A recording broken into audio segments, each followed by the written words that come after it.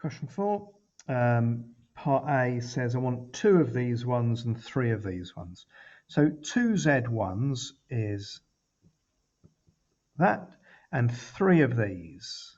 3 of those gives us this. And we want to add those two things together. So the grand total here is going to be 21 minus I for the first one.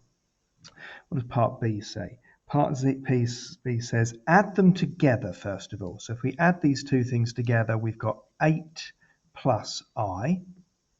But then it says it wants the conjugate of it. And of course, the conjugate of it, we just change the complex, the imaginary part, to the other side of the axis. So 8 minus I for that one there. For C, we need to square Z1. So I'm doing 3 plus 4I squared. Well, I'm going to write, just while these early days, I'm going to write them out as 2 brackets. And just, I mean, some people will do a grid to make sure they get it right.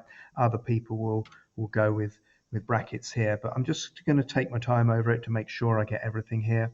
So I've got 9, I've got 12I, I've got another 12I, and then I've got 4 times 4 is 16, 16I squared, so minus 16. So the total for this one here, I've got minus 7 plus 24I. Should we keep going? Might as well keep going. So part D, I'll make this the last one for here.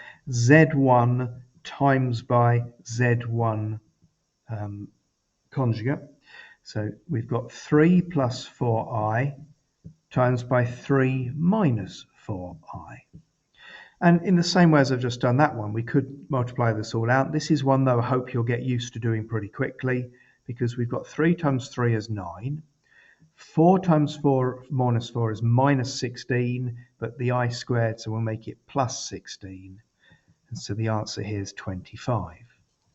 The reason being there's no imaginary parts is because that's when we multiply by the conjugate, we've got 12I minus 12I, they cancel out. And we're going to be doing that a lot as we go forward. So this is something you want to do really quickly. Just go, it's this squared and this squared added together.